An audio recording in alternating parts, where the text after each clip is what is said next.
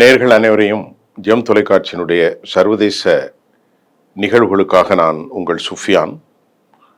தற்போது இந்த போரில் இன்றைய நிலை என்ன? உண்மையிலேயே இஸ்ரேல் பற்றி எரிந்து கொண்டிருக்கிறது. ஈரானுடைய அழிவுகள் தனித்துவமானது. இஸ்ரேலுடைய ஃபேக்டரி, ரசாயன தொழிற்சாலை, அதே மாதிரி ரிஃபைன் செய்யப்பட்ட, அதாவது வடிகட்டிய சுத்தமாக்கப்பட்ட க்ரூட் ஆயிலுடைய அந்த டேங்கர்கள் பற்றி எரிகிறது. அது ரொம்ப முக்கியமான ஒரு விஷயம், இஸ்ரேலுக்கு பெரும் பாதிப்பை ஏற்படுத்தி இருக்கிறது. அமெரிக்காவினுடைய கரோலின் லேவிட்டுடைய அந்த ஸ்டேட்மெண்ட் ஒரு செய்தியை சொல்லுது. அமெரிக்காவுடைய வால் ஸ்ட்ரீட் ஜேர்னலும் ஒரு செய்தியை சொல்கிறது. அமெரிக்க அதிபர் நீண்டகால போருக்கு தயாராக இல்லை. அமெரிக்காவில் ரிப்பப்ளிகன், அவருடைய கட்சியை சார்ந்தவர்கள் எதிர்ப்பு தெரிவிக்கிறார்கள். செனட் சபை, காங்கிரஸ் எல்லோருமே எதிர்ப்பு தெரிவிக்கிறார்கள். அங்குள்ள பொருளாதாரம் மிக பெரும் மந்த நிலையிலே, ரெசஷன் நிலையிலே சென்று கொண்டிருக்கிறது. ரொம்ப முக்கியமாக நாங்கள் பார்க்க வேண்டிய சூழ்நிலை, அமெரிக்காவில் 1 கோடிக்கு மேற்பட்ட மக்கள் வெளியே வந்து போராட ஆரம்பித்து விட்டார்கள். அமெரிக்காவில் 50 ஸ்டேட்ஸில் இருக்கக்கூடிய மாகாண கவர்னர்கள் எதிர்ப்பு தெரிவித்திருக்கிறார்கள். அமெரிக்காவினுடைய வெளிவிவகாரத்துறை அமைச்சரை கூட ட்ரம்பினுடைய நடவடிக்கையை அவர் ஏற்றுக்கொள்ள சற்று தாமதிக்கிறார். அமெரிக்காவினுடைய துணை ஜனாதிபதி ஜேடி வான்ஸ் இந்த பேச்சுவார்த்தை முடிக்க வேண்டும், போரை உடனடியாக நிறுத்த வேண்டும் என்று சொல்லுகிற ஒரே காலகட்டத்தில் அமெரிக்கா அறிவுசார் தளத்தில் இஸ்ரேலுக்கு எதிரான மனநிலை உருவாகிவிட்டது. பெஞ்சமின் நெத்தன்யாகு தூண்டிவிட்டு ஆட்டம் பார்த்து அவருடைய அரசியலுக்காக மக்களை பழிவாங்குகிறார். எங்கள் நாட்டுடைய பொருளாதாரத்தை சிக்கலாக்குகிறார்.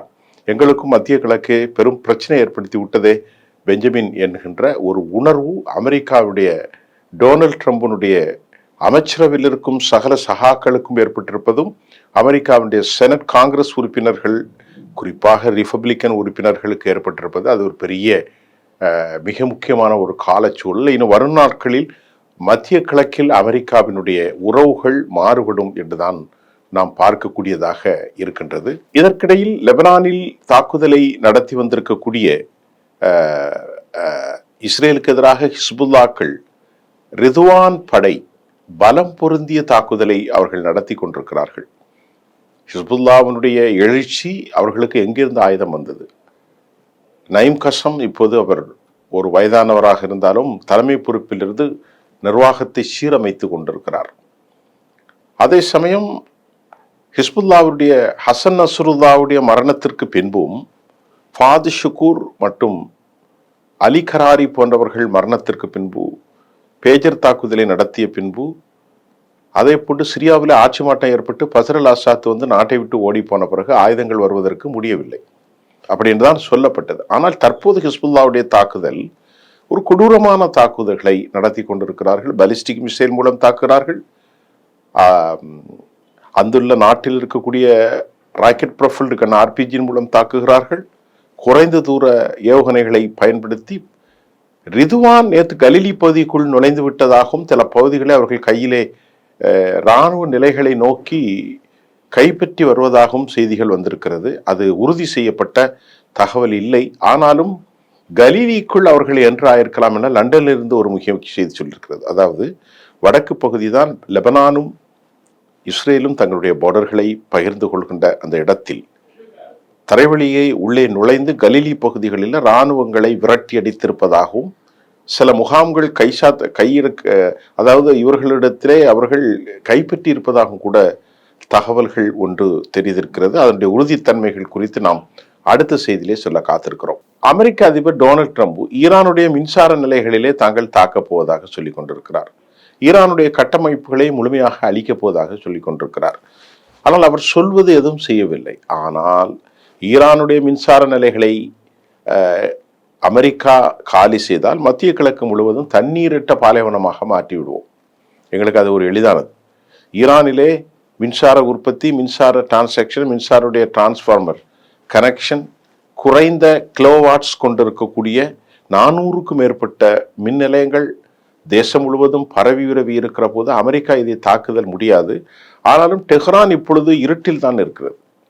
இந்த சூழ்நிலையில் தான் அமெரிக்கா மீண்டும் மீண்டும் மீண்டும் குண்டுகளை போட போகிறோம், உங்களுடைய தரை கட்டமைப்புகளை நாசம் செய்ய போகிறோம் என்று அவர் திருப்பி திருப்பி சென்று கொண்டிருக்கிறார். அவருக்கு இப்பொழுது என்னவென்றே தெரியவில்லை. அவருக்கு சற்று வறட்சியான மனநிலை ஏற்பட்டிருக்கிறது. அமெரிக்காவினுடைய இந்த தோல்விக்கும் இந்த அவமானத்தையும் நாம் எப்படி சந்திப்பது, நாட்டில் எப்படி சொல்வது, வெளியில் எப்படி பேசுவது, சர்வதேசத்தில் எப்படி பேசுவது? நீங்கள் ஒன்றை புரிந்து கொண்டால் உங்களுக்கு புரியும். ஒவ்வொரு முறையும் அவர் பேசுகின்ற போது என்ன சொல்வார்? நாங்கள் போரை முடிவுக்கு கொண்டு வந்து விட்டோம், எல்லாவற்றையும் அழித்து விட்டோம் என்று சற்று ஒரு 20 நாளாக சொல்லிக் கொண்டிருக்கிறார். ஆனால் இன்றைக்கு போர் 32 நாட்களை தாண்டியும் ஈரான் சமாதானத்திற்கு வரவில்லை. 5 திட்டங்களை போடுகிறார்கள். இந்த பிராந்தியை விட்டு வெளியே போங்க, எங்களுக்கு மேலே இருக்கக்கூடிய தடைகளை நீக்கி எங்கள் சொத்துக்களை ஒப்படைத்து எங்களுடைய அணு ஆயுதங்களை நாங்கள் பரிசீலனை செய்தனும் எக்ஸ்போர்ட் பண்ண வேண்டும், ப்ராக்சிகளுக்கு நாங்கள் ஆயுதங்களை கொடுப்போம், பலிஸ்டிக்ஸை எங்களுக்கு நாங்கள் எல்லா முறையும் செய்வோம். இதுதான் அவங்க சொல்றது. ஆனால் சமாதானத்துக்கு போக வேண்டும் என்றால் அது நடக்கவில்லை. அமெரிக்காவினுடைய திட்டங்கள், இஸ்ரேலுடைய திட்டங்கள் கொலாப்ஸ் ஆன பிறகும் நேற்று வந்த செய்தியிலும் 31 மாகாணங்களுக்கும் தனி அந்தஸ்தை கொடுத்து தாக்குதல் இந்த நேரம் நடத்தலாம், சென்காமில் ஏற்படுகிற எந்த பிரச்சனையும் 31 பிராவின்ஸிலும் நடக்கக்கூடிய அந்த இராணுவ செயல்பாடுகளுக்கு அச்சுறுத்தலாகவோ பின்னடைதலை ஏற்படுத்திவிடக்கூடாது என்பதில் ஈரான் மிகுந்த கவனமாக இருக்கின்றது. இதற்கிடையிலே பாகிஸ்தான் செயல்பாட்டில் அமெரிக்கா எப்படியாவது முடித்து கொடுங்கள் என்று சொன்னதாகவும், பாகிஸ்தானுடைய அசீம் முனீர், சர்ஃபஸ் நவஸ் போன்றவர்கள், அதாவது நவாஸ் ஷெரீஃபுடைய அந்த ஆட்சியில் இருக்கக்கூடியவர்கள், ஈரானோடு பேச்சுவார்த்தை நடந்தாலும் பாகிஸ்தான் ஒரு உறுதியான தேசம் அல்ல, பாகிஸ்தான் அமெரிக்காவுடைய பிராக்சி என்பதை அறிந்திருக்கிறார்கள் ஈரானியர்கள்.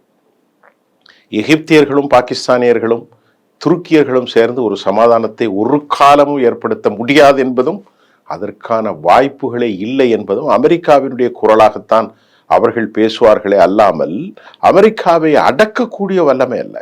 ஒருவேளை இந்த சமாதானத்தை அமெரிக்காவின் பக்கம் முடித்து கொடுத்தால் மிகப்பெரிய பரிசு அளிப்பதாக பாகிஸ்தானுக்கு உறுதி செய்யப்பட்டிருக்கிறது. ஆனால் பாகிஸ்தான் அந்த செய்தியை ஒருபோதும் முடியாது. அவர்கள் சுயாதீனமாக வந்து போரை நிறுத்தலாம், அப்படி இல்லை என்றால் அதற்கு வாய்ப்பே இல்லை. தற்போது கிடைக்கக்கூடிய செய்தியில ஹெர்மூஸை நாங்கள் ஒருபோதும் வந்து கைப்பற்ற முடியாது என்பதை அமெரிக்கா அறிவித்திருக்கிறது. ஹெர்மூஸை பற்றி எங்களுக்கு பிரச்சனை அல்ல, அணு ஆயுதங்களை காலி செய்வதுதான் மறுபடி ஒன்றிலிருந்து வருகிறார்கள். இவ்வளவு அடிபட்டும் இவ்வளவு சிக்கலான பிறகும் சர்வதேசத்தினுடைய கடல் பிராந்தியத்தில் ஹெர்மூஸ் வளைகுடாவில் இருந்து வரக்கூடிய 3200க்கும் மேற்பட்ட கப்பல்கள் இறுகி கிடக்கின்றது. அதை பற்றி பேச வழி இல்லை. அதை பற்றி ஆபரேஷன் செய்து சக்சஸ்ஃபுல்லாக ஆக முடியாத அமெரிக்காவினுடைய இராணுவ தலைமை ஹெர்மூஸை பற்றி நாங்கள் ஒன்றும் செய்ய முடியாது, அது சர்வதேச பிரச்சனை, நாங்கள் அதை ஒன்றும் திறந்து விடுவதற்கு போராட தயாராக இல்லை. அந்த நாட்டில் இருக்கக்கூடிய ஆயுத மௌனிப்புகள், அதாவது குறிப்பாக அணு ஆயுதத்தை கைப்பற்றுவதற்கு நாங்கள் உள்ளே இறங்க போகிறோம் என்று சம்மதம் இல்லாமல் திணறி கொண்டிருக்கிறது. ஏனென்றால் அமெரிக்காவுடைய இராணுவ தலைமையிலே ஒரு கூட்டுப்படையிலே அவர்களிடத்திலே ஒழுங்கிணைப்பு இல்லை. நாம் ஏற்கனவே பல செய்தியிலே சொல்லியிருக்கிறோம், இஸ்ரேலில் குடோன்களில் வந்து ஆயுதங்கள் குறைந்து போய்விட்டது. அமெரிக்காவுடைய பேட்ரியாட், அமெரிக்காவுடைய தாட், அயன்டோம் முழுவதுமாக செயலிட்டு போய்விட்டது. நீண்ட தூர யோகனைகளை தடுக்கக்கூடிய டேவிட் சில்லிங் அல்ல, ஏரோ 3 சிஸ்டம் எல்லாம் முடிந்தது. அப்போ அப்படிப்பட்ட சூழ்நிலை இன்னும் 15 நாள் 20 நாள் போர் தொடருமானால் அமெரிக்கா வந்து சரண்டர் ஆகிவிடக்கூடிய ஒரு சூழல் இருக்கிறது. இதற்குள்ளே ஐநாவுடைய மிக முக்கிய பிரதிநிதி ராஜினாமா செய்திருக்கிறார். அவர் சொல்லக்கூடிய காரணம் தான் உலகத்தை அச்சுறுத்துகிறது. அவர் சொன்ன காரணம், அமெரிக்கா தயாராகி வருகிறது அணுகுண்டுகளை வீசுவதற்கு என்று சொல்லிவிட்டே அவர் ராஜினாமா செய்திருக்கிறார். சர்வதேசத்தினுடைய எக்ஸ்பர்ட்ஸ், யூரோப்பியனிலிருந்து எல்லோருமே அமெரிக்காவுடைய நடவடிக்கைகளை கண்டித்திருக்கிற நேரத்தில் அமெரிக்கா இப்பொழுது நாங்கள் தோல்வியை ஒப்புக்கொண்டோம் என்று அவர்கள் சொல்லாமல் சொல்லிக் கொள்ளவில்லை. அது சொன்னால் அமெரிக்காவுடைய நிலைமை பெரும் சிக்கல். அமெரிக்கா ஒரு பெரும் மந்த நிலையை செல்ல போகிறது. போர் எப்படி நிறுத்தினாலும் சரி, போர் நிறுத்தப்படவிட்டாலும் சரி, ஒருவேளை இன்றை கூட போர் நிறுத்தினாலும் அமெரிக்கா மந்த நிலை தான். காரணம், சவுதி அரேபியா, கத்தர், அதே போன்று யுனைடெட் அரபு எமிரேட்ஸ் போன்ற நாடுகளில் பெரும் முதலீடுகள் இனி வரப்போவதில்லை. அதற்கு ஒரு விசேடமான சட்டத்திட்டத்தை பயன்படுத்தி ஒப்பந்தத்தை கேன்சல் செய்யக்கூடிய அதிகாரம் இந்த 3 தேசங்களுக்கும் இருப்பதாக சொல்கிறது. அமெரிக்கா இவர்களை நம்பித்தான் பில் போட்டார்கள். இப்பொழுது இவர்கள் ஒன்றும் இல்லை, வெறும் காகித பூக்கள், இதில் வாசனை வராது, இதனால் அணிவதால் எந்த விதமான கவர்ச்சியூட்டும் நறுமணம் கிடைக்காது என்பதை உணர்ந்து கொண்ட சவுதி, கத்தர் போன்ற நாடுகள் இனி இவர்களோடு கூட்டமைப்பு இல்லை. ஆனால் தற்போது ஈரான் தொடர்ந்து குவைத் மற்றும் துபையை, பஹ்ரைனை அவர்கள் தாக்கக்கூடிய நேரம் எல்லா நாடுகளும் மௌனித்த போதும் யுனைடெட் அரபு எமிரேட்ஸ் மட்டும் தனது தளங்களை பயன்படுத்த அமெரிக்காவுக்கு ஆதரவு கொடுக்கிறார்கள். செய்மதி தொகைகளின் மூலம் மிக துல்லியமான தாக்குதலை அவர்கள் நடத்தி கொண்டிருக்கிறார்கள். நேற்று கூட நாம் சொன்னோம், E3 அவாக்ஸ் விமானங்கள் தாக்குதலுக்கு உள்ளாக்கப்பட்டிருக்கிறது. பல கோடி பில்லியன்கள், கோடிக்கணக்கான லட்சக்கணக்கான கோடி ரூபாய்களை அமெரிக்கா இழந்துதான் மிச்சம். இப்பொழுது அவர்கள் மீண்டும் கர்கில் இறங்கினால் நாசகாரத்தில் அமெரிக்க வீரர்கள் பலர் கொத்து கொத்தாக கொல்லப்பட்டு விடுவார்கள் என்பதுதான் அமெரிக்காவின் கவலை. இங்கே ஈரானுடைய IRGC, ஈரானுடைய குறிப்பாக பஷி படைகளோ, ஈரானுடைய துணை இராணுவ படைகளோ, அதே மாதிரி ஈராக்கினுடைய படைகள், ஹத்தாபி ஹிஸ்புல்லாக்கள் யாரும் சரி, இஸ்லாமிக் ஆக்சிஸ் அவர்கள் உயிர்களை பற்றி கவலைப்படவில்லை. அமெரிக்காவுக்கு ஒரு இராணுவ வீரர்கள் செத்தாலும் ஒன்றுதான், இவர்கள் 1000 பேரும் செத்தாலும் ஒன்றுதான். அவர்கள் ஒரு இராணுவத்திற்கே ஒப்பாரி விடுவார்கள். இவர்கள் 1000 பேர் செத்தாலும் ஒப்பாரி விட மாட்டார்கள். இதுதான் ஈரானுடைய படைகள் மரணத்தை விரும்பும் படைகள், அமெரிக்க இஸ்ரேல் படைகள் மரணத்தை வெறுக்கும் படைகள். இதனால் தான் அவர்களால் இன்னும் இன்னும் இன்னும் தாக்குப்பிடித்து நிற்கக்கூடியதாக இருக்கிறது. ஈரான் இஸ்ரேலுடைய அக்ரிகல்ச்சர் சென்டர்கள், அதாவது உரம், பெஸ்டிசைட் இவைகளை நோக்கி அடிக்கின்றார்கள். உதாரணத்துக்கு சொன்னால், சைன முதலாளித்துவத்தின் பால் இழைக்கப்பட்ட அதாமி என்கின்ற அந்த கப்பல், அந்த தொழிற்சாலை தற்போது அடாமி பற்றி எரிகிறது. அடாமியில் மிக முக்கியமாக நாங்கள் பார்க்க வேண்டும் என்றால், அதில் ஒரு பெரிய பெஸ்டிசைட், அதாவது அதாமா என்கின்ற அந்த கம்பெனி முதலீடு கெமிக்கல் ஃபேக்டரி. இந்த கெமிக்கல் ஃபேக்டரி பற்றி எரிகின்றது. இது பல பில்லியன் டாலர்கள் முதலீட்டிலே உள்ளது. அப்ப இன்னும் கொஞ்ச நாட்களில் பெஸ்டிசைட், ஃபெர்டிலைசர் எல்லாமே மௌனித்து போகிற நிலையில் இஸ்ரேல் ஒரு கண்டமாக மாட்டிவிடும். இந்த பக்கம் ஹவுதி தாக்குவதற்கு தயாராகிவிட்டார்கள். செங்கடலை, ஹெர்மூஸிலிருந்து எதுவுமே வர முடியாது. மேலிருந்து தாக்குதல்கள், வடக்கு பகுதியிலே லெபனான் எல்லையை பகிர்ந்து கொண்டிருக்கூடிய யாரு, ஹிஸ்புல்லாக்கள். இப்பொழுது அவர்களுடைய அக்ரிகல்ச்சருக்கு தேவையான பசலைகள் இல்லை, நீங்கள் சொல்வதை போன்று மருந்து பொருட்கள் இல்லை, விவசாய தளவாடங்கள் இல்லை, எதுவுமே இல்லை. இப்பொழுது மக்கள் உயிரை காப்பாற்றுவதற்கு இருக்கின்ற போது ஈரானுடைய திட்டம் பட்டினிகளால் அவர்களை சாகடிக்க வேண்டும், அவர்களை பட்டினியுடைய கொடுமைகளை அறிய வேண்டும். ரஃபாவில் எப்படி கஸாவில் மக்களை பட்டினிகளால் 650 லாரிகள் தேவை என்ற நிலையிலே வெறும் 30 மட்டும் அனுப்பி பட்டினியால் போட்டார்களோ, அதை அவர்கள் உணர வேண்டும் என்பதின் ஒரு நீண்டகால திட்டம் தான் அவர்களுக்கு இருக்கிறது என்று நான் நம்புவதற்கு அதிக வழி இருக்கிறது. ஆகவே இன்னைக்கு பழைய நிலையை மாறி ஹிஸ்புல்லாக்கள், ரிதுவான் படைகள் கலீலிக்குள் நுழையக்கூடிய அளவிற்கு ஆயுதங்கள் எங்கிருந்து கிடைத்தது என்பது யாருக்கும் புரியவில்லை. மீண்டும் வல்லமை கொண்டதாக அவர்கள் மாறியிருக்கிறார்கள். எப்போதும் அமெரிக்காவை 1700 நிலைகளில் தாக்கிய போதும் எழுதி கொடுத்து விட்டு தான் சென்றது. யாரோடு? ஹவுதிகளோடு. இப்பொழுது அந்த படைகளும் இப்பொழுது தாக்குதலை, பாலிஸ்டிக்ஸை தொடரப்போகிறார்கள், தொடர்ந்து கொண்டிருக்கிறார்கள். பாபல் மந்தீர், இது ஒரு குறுகிய நீரிணை. எப்படி பாக் ஜலசந்தி, எப்படி ஹெர்மூஸ் ஜலசந்தி ஒரு குறுகியதாக இருக்கிறதோ, 33 கிலோமீட்டர் சாலோ வாட்டர், 8 கிலோமீட்டர் மட்டும் ஆழம் நிறைந்ததை போன்ற ஒரு குறுகிய நீரிணை தான் பாபல் மந்தீர். அங்கே ரெட்சியில், செங்கடலில் ஹவுதிகளின் ஆதிக்கம், ஹெர்மூஸில் ஈரானின் ஆதிக்கம். என்ன செய்வது? கெமிக்கல் ஃபேக்டரி எரிகின்றது, உரத் தொழிற்சாலைகள் எரிகின்றது, பசலை உற்பத்தி நின்று போய்விட்டது, உணவுப் பொருட்கள் வருவதற்கு தடை, தாக்குதல் நடத்தக்கூடிய ஏவுகணைகளை தடுக்கக்கூடிய உலகின் இன்வின்சிபிள் ஃபோர்ஸ் சொல்லக்கூடிய அவர் நாட்டில் வான் பாதுகாப்பு தளவாடங்கள் அனைத்தும் நாசமாகிறது. போதிய அளவிற்கு இஸ்ரேலில் இராணுவ வீரர்கள் பற்றாக்குறை. நான் சொல்லவில்லை, இஸ்ரேல் சமீர் சொல்கிறார். இப்ப இந்த நிலையில் மக்கள் ஆர்ப்பாட்டம் நடத்துகிறார்கள். என்ன செய்வது? அமெரிக்கா என்ன செய்யும்? பெஞ்சமின் என்ன செய்ய போகிறார் என்ற கேள்வியும் தற்போது எழுந்துள்ளது.